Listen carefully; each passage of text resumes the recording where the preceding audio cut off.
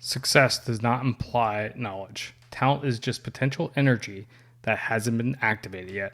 And if you sit on your butt waiting for things to happen, you're not going to get anywhere. That is a quote from today's guest, David Lindsay. And in this episode today, you are in for a treat in that you have a premier former athlete talking to us about resilience and mental toughness and really, how we can build it plus discover the capabilities within us, hence the title of today's episode. But more importantly, how we can unlock that with us and our teams and how we can truly get through anything. And with the guest today, David, you are in for a treat. Let me tell you, this is one very animated individual. He is passionate about what he does, and you are going to just feast off of his energy. In this episode today, we talk about a whole slew of different topics, from his journey from playing rugby to becoming a leadership development coach and speaker, and basically how overcoming tough times builds resilience and uncovers your true character. We talk about why it's important to celebrate wins and losses, effort, dedication. We talk about the process of continuous improvement in both coaching and sports teams, and just how these principles apply to you, the leader. All right. And most importantly, we go through his 5-step process. And I won't really get into the whole details of it here because you're about to listen to it, but I'm going to give you a little foreshadowing of that. Napping is actually a part of it. That's right. He breaks out the nap. So it's quite interesting. You're going to love it. So that's enough from me. Why don't you sit back, relax, and enjoy my conversation with David Lindsay. Are you ready for this? All right, let's do it.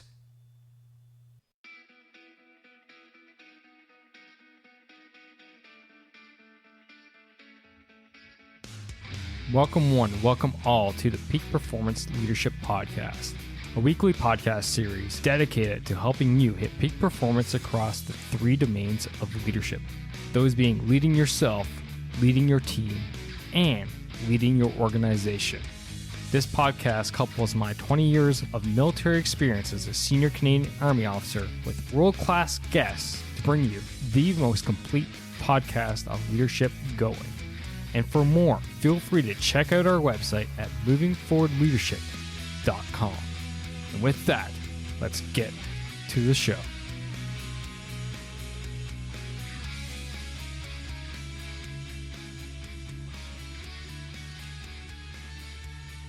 David, my man, welcome to the show here today.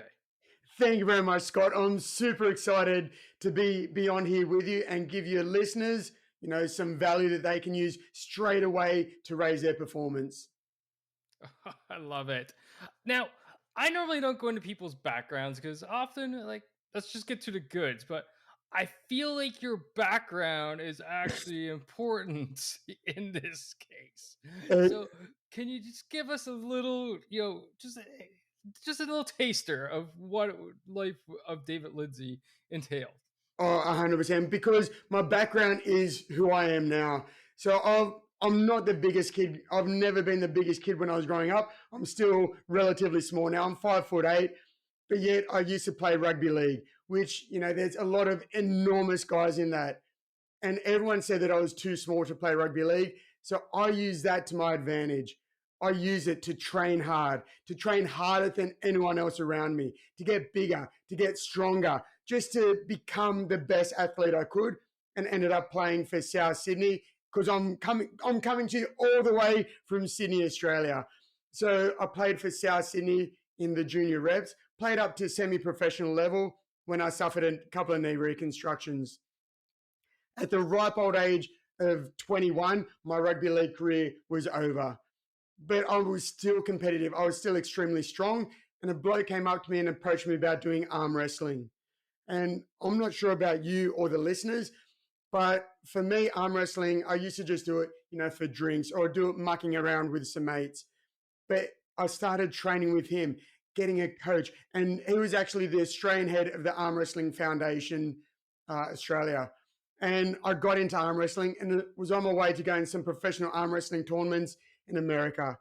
I started off on a round the world trip, me and my girlfriend at the time, and it's good. She's my wife now, so you'll hear why that's extremely lucky that she stuck by me. We went to a mate's wedding in Corfu in Greece. We were on our way to America after that, to England, and around the world, basically. But a day after my mate's wedding over in Corfu, I was mucking around. I was doing some arm wrestling, and I snapped my arm. I snapped my humerus doing arm wrestling. That was an instant stop to our round the world trip. So you can see why my wife, my girlfriend at the time, I would have been devastated with the fact, what's this idiot done? He's gone and broken his arm. He's ruined our holiday. But yet I was lucky enough that she stuck by me. We stick by each other all the way through. But that was our end of the round the world trip. Flew back to Australia, got a plate put in my arm. When they put the plate in, my arm became paralyzed. Now, at this time, I was a gym manager. I was a personal trainer, everything to do with sports. And yet my arm became paralyzed. That was the first point where I thought, what's the point? What am I doing here? Because everything got ripped out from underneath me. And I actually went and got a nerve conduction study done. So they put needle in your arms and see how the nerves go. And I got told, David, we're sorry to say they're shriveled up and dying. So here I am. I'm 22 at this point. I couldn't use my arm. How was I going to be a personal trainer? How was I going to work in a gym? How was I going to do anything sporty? And, I went down into the depths. I locked myself in my unit for about 2 days and I was crying. But luckily, my girlfriend, she came up and goes, David, come on, you've overcome so many obstacles along the way. What's stopping you from getting over this one? And I thought, you know what, she's right. And then in an instant, I just switched my mindset to I've overcome so many things in the past. What's a broken bone? I can overcome this as well. And then eventually got movement into my arm. And still at, like I said, 22, 23, still had the competitive juices going. And they're still flowing through me to this very day. But I got into martial arts, got into kung fu, jiu-jitsu, kickboxing, and wrestling. And then from there, I got into cage fighting, had a couple of professional cage fights, a couple of professional boxing matches, and the competition is just flowing through me. But I learned so many lessons, particularly from my life in wrestling and my coach in wrestling. And then from there, one thing led to another, and I started speaking. I went and I saw Eric Thomas, and he's my favorite person to listen to. I was listening to him just before I got on this podcast with you, but I went and saw him live, and I actually won a ticket in the early part of the day to go to a speaker's boot camp because I never thought of speaking as a career. I knew of the Eric Thomases, the Les Browns, the Tony Robbins, and I go, those guys are gods. Who's going to want to listen to me? But then talking to my wrestling coach, talking to people that I knew, I started to see things emerge. And then I got out and started speaking. And that's my wrestling. That's my fighting now, is getting up and speaking, spreading my message. And I know we're going to talk about it a little bit later, but sharing my 5 steps towards improved vitality. I was going around building up a reputation with that.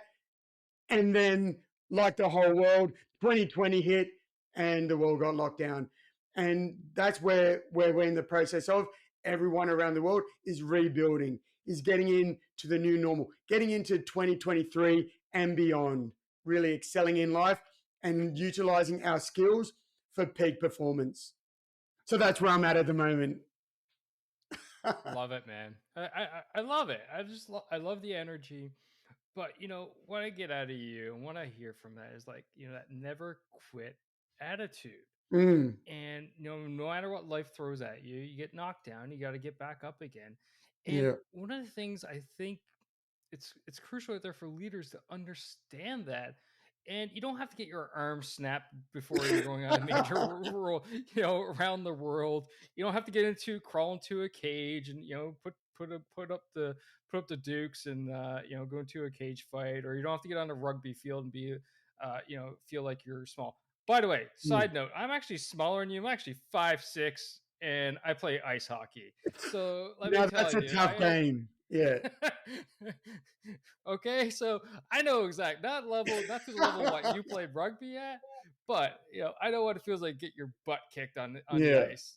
Very similar, right? So anyway, the moral story here is for leaders listening is that you don't have to go through that stuff, but you can go through a bad period. You can go through a Yeah. downturn. You can go through 2020. You can go, suddenly you got your best person leaves the team. Suddenly, Mm. your boss gets replaced with someone who's just, destructive.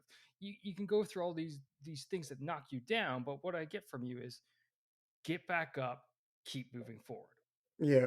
That's what I get And out of you. yeah, and what it is, it's not just getting up and being in the same position that you were at either. When you get knocked down, like I said, my arm went paralyzed for 3 months. I had the first 2 days, I was down in the dumps. I was feeling sorry for myself. But then I was out there, I was educating myself. I was going, okay, what can I do? Where can I get better? How can I get stronger so that when I come back, I'm not the same person? I'm leaps and bounds ahead. Same as with 2020. A lot of people that I knew, they basically just pulled the sheet over their head and were waiting for it to go past. Whereas that's the worst thing you can do. Yes, we do have choices. You can go sit in the corner and you can cry, or you can make the most of these tough situations, because it's during the tough situations when you build resilience, when you really find out how capable you are. We're not like a piece of paper. We don't get ripped easily. Yes, we may get broken, but when your bone heals, it's actually stronger than before it gets broken. Yes, when you put yourself in tough situations, you may lose the fight, but you still come out of the fight better than when you went in. My wife had a terrible, terrible motorbike accident where she shattered her femur and she was in a wheelchair for 6 months. We had a 7-month-old at the time, and people going, how did she get through that? And I said, that's so easy. Again, we could have just sat in the corner, but we made the most of that time. We made the most of that time with our 7-month-old and as a family, and it really brought us closer together. So you always have choices. It's what you make during the tough times. And like I said, that's when you find out most about yourself, is during the tough times. It's not when times are going easy. Because I speak about that as well when it comes to business, when it comes to sport, when it comes to just about any element in life. Some people go, you're lucky, you're talented at this and this and this. Whereas a lot of times, talent can be a curse as well. Because if you're super talented at something, you're not putting in the hard work. You're not putting in the grind and the hours and hours that have to get done in the shadows. So when it comes point to the time in rugby league, like when you get to 17, 18, when the money starts coming out, the people that are talented can't magically flick that switch and get up and train early. So they get overtaken by the people that weren't as talented, but train so much harder. Like with my speaking, I still get up and I'm every Saturday, Sunday, I go and train at the gym. Then I go and practice while I'm exhausted on a stage. And I practice throughout the week as well to make sure that I'm sharp. It's the hours and hours done in the darkness that really brings out your character and shows who you are when the lights are on. Oh, I'm loving this show. Now, what I'm hearing it out of you at near the end. There's like a lot of discipline. They say discipline beats motivation day in day out, right? Yeah, And I'm a firm 100%. believer. I'm a firm believer in that. And I'm a member of the 5 a.m. club for every day, Monday to Friday, 5 a.m. club, because I got 2 young boys. Yeah, I'm a father of 2 young boys. I got a wife. I have a full-time job. I got this on the side. Time is a premium. So it's yeah, like, when can I get my workouts in? 5 a.m. That's it. So yeah, that's where I make that's where I do it. I just and every day I'm up 5 a.m. 5 a.m. yeah. 5 a.m. And the Now, key word that you said there as well is, when do I do it? You make time. when something's Right. important to you, you make time for it. We all only have 24 hours in the day, but are you sitting down? Are you sitting down watching TV, watching hour after hour of Netflix? Are you out there reading? Are you out there training? Are you practicing your craft in order to get better? So you make time for what's important. And if it's not important to you, you make excuses. It's simple.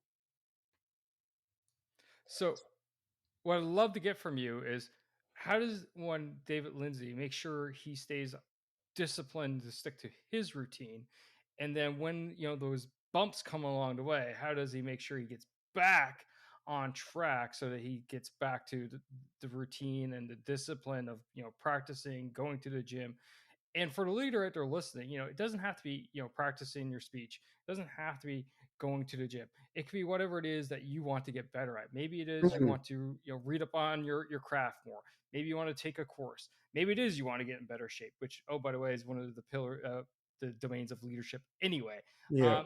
But moral story is it's whatever goal you're after, and how do you make sure you stick to it here? Yeah, with me, it's all about creating those habits, creating positive habits. And there's things that I talk about, like I mentioned in my 5 steps towards improved vitality. The first step is snap. It's creating routines and rituals to snap into action. So everywhere I go, like I've got my headphones, I've got my phone, so I get music going because music can help you snap into action. Music is such a powerful tool that can really help get you excited if you're feeling flat. Or it can also work on the other side. If you're a little bit anxious and you're overexcited and nervous, it can really help calm you down. So utilizing systems and strategies every single day. Like you said, you're part of the 5 a.m. club. You make time. I get up like it's stupid o'clock in the morning. I get up at 3 o'clock because I open the gym at 5 o'clock. So I do my own training at 4 o'clock in the morning. And it's just people go, but but how do you do it? And I go, well, that it doesn't mean that I have to work until 9 o'clock at night without having a break. Because with the 5 steps towards improved vitality, the second step as well is napping for peak performance. So that means having a lunch break. That means stepping away from the computer, allowing your mind to recover. Yes, it's about better quality sleep because so often people go, oh, I had a short night's sleep. I only got 7 hours. I get 6 hours, and yet I'm jumping out of my skin because I have quality sleep. It's like, you hear people when they go, if it was just more sleep that they needed, people on the weekends, they often sleep in. I still don't sleep in on the weekends because I keep those habits going. But they wake up after sleeping for 10 hours, sleeping for 12 hours, which that just blows my mind that people can waste that amount of time. Time is our most valuable resource. But if they really needed just more sleep, if they slept for 12 hours, they should be jumping out of their skin. But whether your listeners, if they may do that, I wouldn't recommend sleeping for that long, wasting that time on the weekend. But they feel lethargic because it's not quality sleep. So it's about sleeping at night. It's about having time off during the day, utilizing the Pomodoro technique, which is a technique that's been scientifically proven to help retain information and be more productive in a given time as well. It's about, like you said, being healthy, fit, strong, all helps with your performance when it comes to work. It helps you as a leader. It helps you as a worker. It helps you as a teammate. It helps you as a family member, as a husband, as a wife, as a brother, as a sister. All of those things come into it, being fit and being healthy. But yeah, it's creating those habits. That whether I've broken my arm wrestling, yes, I couldn't use my arm. And once I got past the 3 days, I was still up. I could utilize my lower body. I was going for runs. I was still able to do leg press, work on my abs. I just couldn't use my arm. It's like when I had 2 knee reconstructions playing rugby league. I could still use my entire upper body. So whenever you see a problem, there's always solutions to come with it. So are you solutions driven or are you problems driven? So, and it's the people that are solutions driven where you can both look at the same thing.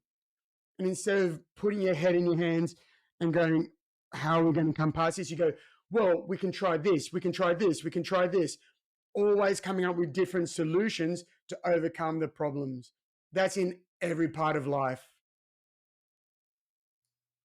Those are some powerful words, brother. I really enjoyed both the snap and the nap. Honestly, because it resonates with me and the things I tell, especially my mastermind community members. I host a mastermind community. It's called the Leader Growth Mastermind, and we talk about 3 domains of leadership here at the Peak Performance Leadership Podcast. The first one is the one that we're really hitting on today, and that's leading yourself, i.e., you, the leader, and all about you and how well you perform. Try to get you to your peak performance. The second one is leading your team, i.e., the individuals. So it's Scott's, the Davids, the Janes, the Joe, so on. And then the final one is leading your organization. So that institution bit, right? So from your perspective, your gym, your business, leading that, right? So I really enjoyed that and the things that I talk about there, and it relates to the snap, is to me, it's like, okay, what are triggers? What are some triggers that you can go ahead that triggers you to do the things you want to do? And James Clear writes about it in his book, Atomic Habits, as well. And I like it where you take habits and you stack them together, right? So, for example, I like a good cup of tea or coffee in the morning, tea in the evening. And it's like, okay, when I sit there, I have my book there. Oh, I have my coffee or my tea, my book's sitting right there. It's a habit stack because I'll take my book, flip it out, and read my book for a bit as I'm sipping on a cup. Boom, right? But, it's those triggers that you talked about. The nap is something I like. I think the members of the mastermind are probably groaning and not groaning in a negative way, but like, oh, we hear it again. But it's so powerful. I will give you an example. I'll give you a clear example. One of the members went to a new job, and everyone was pounding through their lunch. You know what I mean? They're at the computer pounding the keyboard at lunchtime. He got up, he went for a walk. And people saw him walking, like, and he comes back in, like, what are you doing? Like, I went for a walk. Yeah. Guess what happened? They started joining him. And then all of a sudden, people started going and producing more and more. Why? Because they were taking that nap, just as you said. 100%. Lo and behold, and this guy ends up getting a freaking promotion while on probation, which is like, we're like, what the hell? We're like, hey, what's your win? I got promoted. We're like, you're on probation. They're like, yeah, I know. We're like, and still got promoted. Yeah. So, but it's just so powerful. So we talked about the snap. We talked about the nap. What's the third step here to vitality for leaders out there? Yeah, the third step is tap. And all of these really come from fighting as well. So, like, say if I'm fighting and I get caught in an armbar. So what they're trying to do is they're straightening out my arm and they're looking to either hyperextend my elbow or break my arm. So what I can do is I can fight it for a certain amount of time, but then I tap. And then my opponent lets go. Yes, I may have lost the fight, but I didn't get severely injured. So what I do is I go back to my coaches and I go, how did I get caught in that armbar? What can I do next time to prevent it? And then gradually, day by day by day, session by session, you get better. You get better at avoiding getting in that armbar. You get better at being able to get out of it once you're in it. And then eventually you can use that to your strength. And where that relates to businesses as well is many, many businesses are constantly tapping and evolving.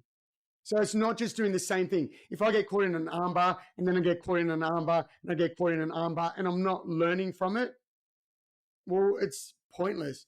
But I get caught in an armbar and I tap before I break and then I go back and I learn about it. So what that is in business, especially with what we've been through the last 3 years, is trying things, allowing yourself to fail. But when you fail fast, you fail forward, you tap and evolve. So you look at, I use this in my talk as well, many businesses that were going well, but didn't tap and evolve. Nokia phones. These phones were brilliant. They were and I'm showing my age now with that. They were around in the 90s and early 2000s. They were over 40% of the entire mobile phone industry because they were constantly tapping and evolving. But then they stopped because they invested so much money in their Symbian system and then refused to go to the Android system. And now this multinational global company is no more. Same as Blockbuster. Again, in the 90s, they were everywhere, all the way around the world. And Netflix actually approached them to buy them out because at that point, Netflix was a mail order DVD company and they needed funding to go online and streaming. But Blockbuster laughed them out of their board meeting. And Netflix actually created an entire new industry, and Blockbuster went defunct. Then you have Kodak as well, where their money was in film, stopped tapping and evolving. But companies that are continuously tapping and evolving and staying on top, you have Meta, you have Tesla. But I like to talk about McDonald's, where they're constantly moving forward. Everywhere around the world knows who McDonald's is. They know the company. And you have to look back in the 80s, back in the 90s, they had the polystyrene containers. And people were leaving that in droves. So it's knowing, okay, why are people leaving? Because the impact that we're having on the environment. So they tapped and evolved. And nowadays as well, they have McCafe, where people go in, they have a barista-made coffee, cake. They sit down there with the free Wi-Fi, comfy seats, and have business meetings in McDonald's. If you had have said that back in the 90s, you would have been kicked out of there and laughed out of town. They're constantly tapping and evolving. But that doesn't mean that they've never failed, and they've failed on an epic scale. But every time they fail fast, they fail forward, they tap and evolve. It's because there's McSpaghetti, McFettuccine, McLasagna. You know, those things, when you think about McDonald's, you don't think about spaghetti, you think about burgers. Same as McPizza, McHotdog. There's so many things the McDonald's have tried, but they try it, they put it in a little part, they fail fast and they fail forward. Same as I've done a lot of talks for nursing industries lately. It's about this is a perfect time to try new things, try things that may be more effective, be an innovator or an early adapter, and know when it's time to jump off, when to tap, learn, grow, and evolve. So that's what step number 3 is. And between each of the steps as well, between nap, like you said, that guy started a walking group. When you come back to work, you snap back into action. So it's not just ambling back into work and you're still in walking mode. No, you do whatever it is, your power move to snap back into action. Same as tapping. You can't hang your head in shame and hope the rest of the world is going to feel sorry for you because they frankly don't care. You need to pick yourself up, dust yourself off, and then snap back into action for whatever the next thing is to move forward. I love the fail fast, learn mentality. Something that I personally live by all the time. And my background by day, I'm a senior Canadian Army officer. That's what I do day in, day out. So I'm always, and the job I'm in right now forces me to be pushing the envelope, pushing hard. All right, guys, what can we learn from this so we can implement these lessons? And we go through what we call an AAR process, after action review process, where it's very similar. What happened? What did we do right? What did we do wrong? And then the most important thing is, how are we going to fix, do it better next time, which is very similar to what I'm hearing from you. But I love the examples. Kodak is one of my favorite examples to use of all time, because the guy who literally I believe he invented the digital camera, worked for the company and said, in the 70s.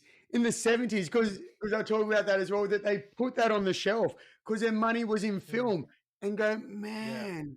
That's awesome, that story. And but I will set the tone straight. I was a fan of McPizza, by the way. I enjoyed it. It's funny, you're the first person that actually knew about it, because I've told people this and they sort of look at me funny and go, no, it was a real thing. So you're a fan. It was. Never heard of the spaghetti or fettuccine though. No way. No, not touching that. All right. So we did snap, tap, and then, snap, nap, tap. And I like what you said. You got to trigger yourself back in. You can't just saunter in, or you can't just sit there and tap out. you got to snap back into action. So we got Yeah. through those three. What's number four? Is clap. Like, it's plain and simple. You celebrate. So it's about celebrating is bringing the team together. Because, like, I played in, it was a good team for South Sydney. We weren't the best by any means. But because we'd been together for so many years, we had such a tight knit bond that we ended up winning the competition.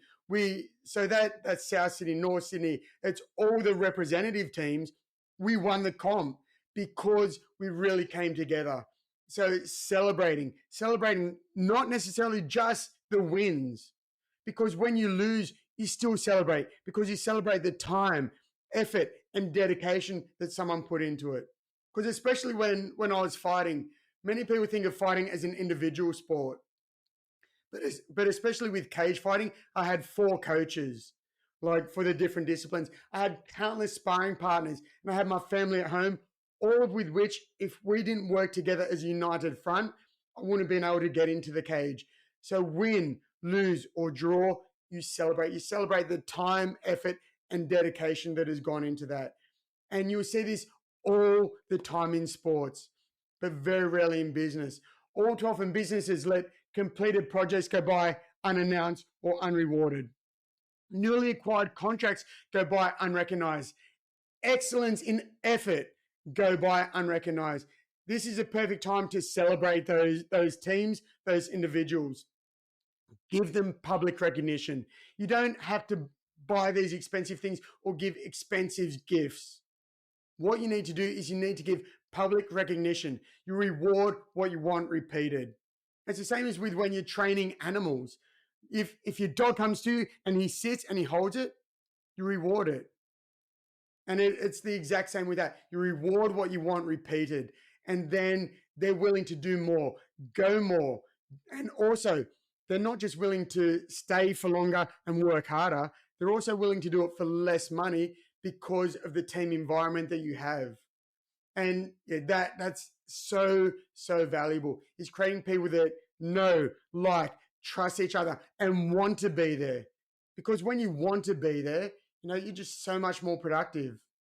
And it makes a world of difference when you can walk into a place and you feel the good feeling of it. I know when I've gone into places where I speak at, and you can almost feel the tension in the air.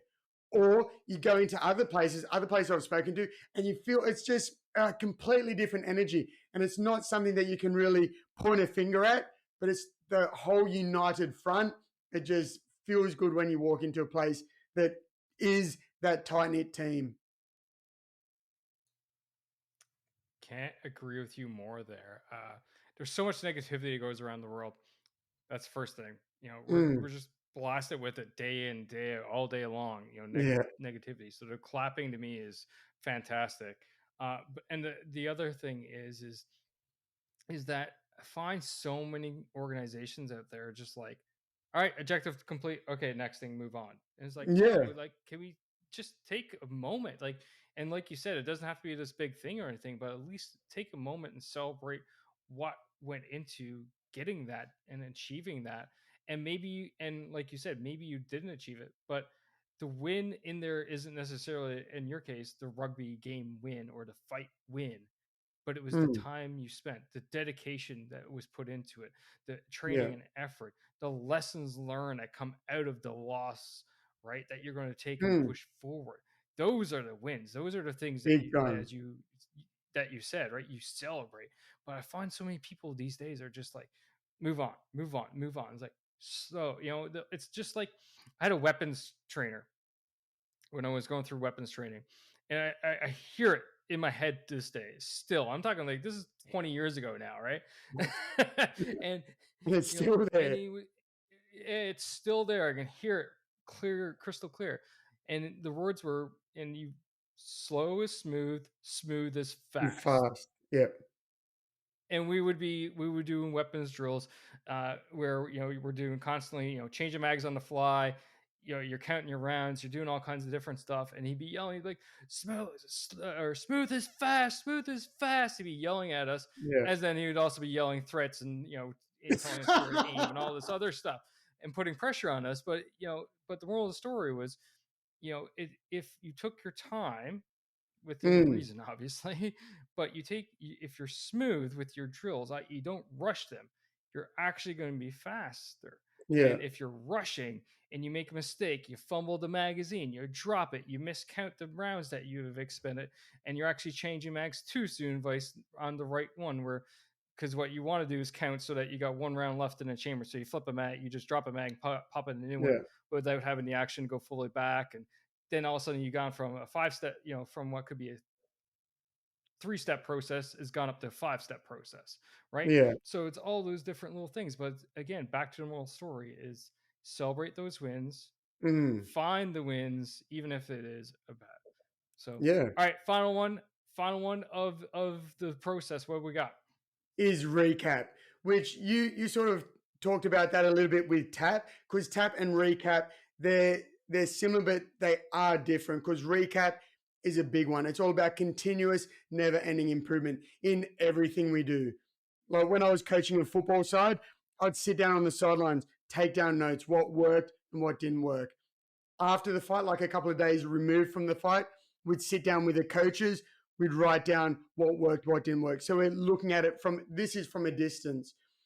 And in football, what we do is, one person doesn't see everything. So I'd watch it a second time with all the coaches. So we all see things slightly different. We then compile the notes. And like with fighting, where I was fighting, watching it with my coaches, with this one, whereas coaches are watching it with the players. And the players come in. And this also opens lines of communications, not just top to bottom, which so many times that's what is. But I find it more important, bottom to top, is we get the players, we get the people that are on ground zero telling us what's working and what isn't working. And as a coach, like I spoke to you about that earlier before we hit record, was, yes, I love leadership, and especially leadership over boss, because boss, that's just old school stuff. But I like leadership and coaching. So as a coach, I want problems. I need problems, but we also need solutions. So if we can get problems and then solutions off the players, they're going to get buy-in. So what a couple of examples that we may have with rugby league is that the talk isn't very good, that the conditions were slippery, and that the referee called them offside. So we write that down as well. But we also have a rule before we even start that we're never to throw anyone under the bus. Because you see it all the time where, like you said about people have that negativity bias. They're there to throw people under the bus. We don't do that, because that ruins everything that we did from the celebrate. That ruins that team, that mateship that you have for your teammates. So we never throw anyone under the bus. As a coach, I know if someone has dropped the ball 3 or 4 times. Everyone knows if they've dropped the ball 3 or 4 times. But that's my job as a coach, to maybe show them how to catch it correctly. Or maybe we have them playing in the wrong position. So in rugby league, we'll go with gridiron with American football. Maybe we have someone playing wide receiver when they've got the best arm on them, and they should be playing quarterback. So they're playing in the complete wrong position. So maybe we just work at them, see if they're playing in the right position, and if not, get them playing in a position where they're better off. And I'll use the example in work. You may have an accountant, and I go, I'm sorry to all the accountants out there, and I'm using a stereotype. The stereotype is that, accounts are boring. They're just number crunchers. Maybe you have someone in your accounts department that they may do the figures differently to you. Know why they do it that way. Show them how you do it. Or maybe, just maybe, they've got such a bubbly personality. They should be front of house, wheeling and dealing, whining and dining, should be with the sales team, should be with the marketing team. So they're just playing in the wrong position. So we learn that in the 5th step, which is recap, because no one has ever played the perfect game and no one ever will. But especially with now, since I don't play sports anymore, I still train a lot, but I'm a speaker now. So I watch my speaking. I watch it 3 times. One time I watch it without the sound. Then I watch it. Then I just listen to it. then I combine it, because I have to make sure that what I'm doing, the message I'm saying, is conveyed with the sound off. Can you tell from my body when I'm excited, when I'm down, all this sort of stuff? And does my tone of voice, does that resonate when I'm just listening to it? But it's about getting better each and every time. Because if I'm the same speaker in 6 months as I am today, that's a waste of 6 months. If your business is the same in 6 months as it is today, that's a waste of 6 months. Sports teams are constantly doing that. You look at anyone, Roger Federer, when he was at the top, he had to continuously change his game, tweak it a little bit, and that's with recap. Because it doesn't matter how good you are, people are going to overtake you if you stay the exact same, and you get forgotten about very quickly. So that's a fifth step, is recap. And then again, you always snap back into action, whether it's for the next fight, for the next game, or the next project at work. So all of these, it creates really like a circle where it comes back to snapping into action. And the last part is probably what I like the most about this, is that it's continuous, right? Because Yeah. things don't stop. And most importantly, as you know, change is continuous, change is Yeah. constant. And as leaders, we need to be, looking at it from our organization standpoint to make sure that we are constantly evolving, constantly moving forward, just so that we don't become one of the examples that people like you and I are talking about down the Yeah. line, Yeah. right? And because that's what happens, they get cushy, get comfy. Oh, life's good. Look at our profits. Blah blah blah. Yeah. Doesn't And matter. rest But on their in the laurels. end, right? And it's just like, yeah, guess what? Someone's going to come along, change the game. Yeah. Someone's going to Quickly. come along. Right. Quickly change the game. And then all of a sudden you're like, holy crap, where'd that come from? Well, Yeah. if you weren't doing this other thing, then you would have noticed. I like using a Canadian example, which is BlackBerry. It was funny because you mentioned Nokia, and I was like, "Oh, is it BlackBerry?" Went in my mind, and BlackBerry Yeah. was like the top phone manufacturer in the world, right? Yeah. And what happened? What happened? Everyone's like, "Oh, the iPhone came along and destroyed it." Wrong answer. In fact, when the iPhone 3 GS launched, it actually increased BlackBerry sales. Yeah. Unknown fact. Interesting. True story. Yeah. Yeah. But do you want to know what the CEOs were doing at the time? Because there was two of them. There was Jim Yeah. Balsillie and Mike Larizadis. Mike was the tech guy. He was the ones and zeros guy who really made the phone what it was. He popped open an iPhone 3GS and went, how did they put I think it was 4 gigs of RAM or whatever. How did they do that? They can't do that. That's impossible. This is not, no. Right. So we sat back on the tech side and couldn't Yeah. think past where the technology was going. Jim Balsillie, who was the marketing genius behind it all, was busy trying to buy an NHL hockey team And and not relocate concentrating on them. the business at all. That whole time, the only reason why Jim Balsillie was in the news was because he was trying to buy an NHL hockey team. That's where his focus was. So of course the iPhone went and seized the moment after after initial, but not many people know that the actual story is that iPhone debut actually increased BlackBerry sales. Yeah, I didn't know about that, because I knew, like, because obviously doing study for that, I was looking at lots of different businesses, and yeah, like Nokia was still in front of iPhone when they first come out, but because people, they were used to that. But I had no idea that with BlackBerry as well. And yeah, that's where people just go, we're on top, we're always going to stay on top. You look at the last 3 years on how much everything has evolved. Like, I'm talking to you, you're over in Canada, I'm in Australia, and it's just insane. And this is more acceptable than it was only 3.5 years ago. 3.5 years ago, there wasn't there was a technology, but it wasn't as accepted as it is today. Same as everyone working from home. How can you do that? If you just, like you said, you're worried about something else that's outside of the business, of course you're going to get overtaken and very quickly forgotten about. Love it. Absolutely. David, man, this has been a fantastic conversation. I really enjoyed it. No, it's great. Before we wrap up here, I do got a couple of last questions for you. The first being a question I ask all the guests here at the Peak Performance Leadership Podcast, and is, according to you, David Lindsay, what makes a great leader? So it's definitely not what it was back in the 80s, a dictator. Like I mentioned before, I'm big on leadership and big on coaching. And from my mindset, there is a difference. A leader is like a captain on the field. So they might be in the trenches with him and directing them from in there. Whereas a coach is slightly removed. They're watching the game from the grandstands and they can see things from a distance. So I like to jump between the two. But it's like, even with my speaking business, I don't mind with the people that I'm working with getting on the ground, cleaning up. Because when I'm in the gym, I still mop up the floors. Nothing is below me because I want to show everyone in the team as well that nothing is below me. And that's because, I didn't come from money.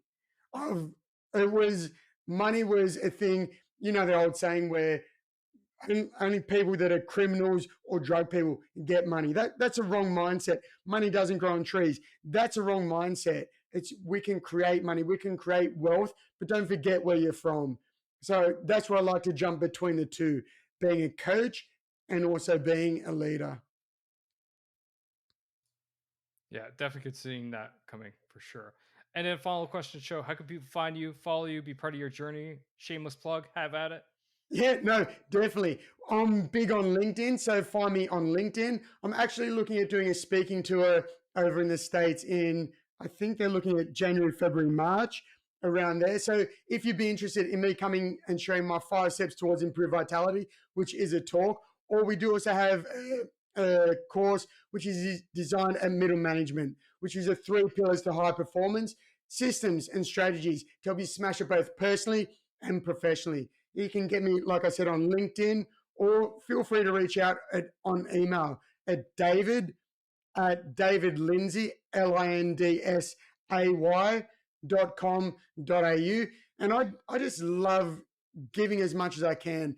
And if you choose to take it, brilliant. That makes me feel so much better. But if I can help one person, I'm happy. If I can help 1,000 people, I'm even happier. If I can help 1,000,000 people, it just keeps getting better and better and better. So yeah, LinkedIn, email. I also do stuff on TikTok, which is about personal development, about improving yourself as a leader, as a family member, just as a person. So David Lindsay Vitality on TikTok as well. Awesome. And for the listener, it's easy as always. Those links are in the show description. Just go to lead.boss.com/261, and the links are there. Dave, again, my friend, thank you taking time out of your busy day. Come talk to us. My absolute pleasure. And I hope that the listeners got something from this. Remember, create routines and rituals to snap into action. Utilize the power of music to change your mind. You change your mind, you change your body, you change your body, you change your results. Scott, thank you so much. I had a blast. Take your mic and throw it on the floor. That's a mic drop moment to finish the show up. Winning. And that's a wrap for this episode, ladies and gentlemen. Thank you for listening. Thank you for supporting the Peak Performance Leadership Podcast. But you know what you could do to truly support the podcast? And no, that's not leaving a rating and review. It's simply helping a friend. And that is helping a friend by sharing this episode with them if you think this would resonate with them and help them elevate their performance level, whether that's within themselves, their teams, or their organization. So do that. Help me, help a friend, win-win all around. And hey, you look like a great friend at the same time. So just hit that little share button on your app, and then feel free to fire this episode to anyone that you feel would benefit from it. Finally, there's always more. There's always more lessons around being the highest performing leader that you can possibly be, whether that's for yourself, your team, or your organization. So why don't you subscribe? Subscribe to the show via movingforwardleadership.com. rugbyunion.com/subscribe. And until next time, lead, don't boss, and thanks for coming out. Take care now.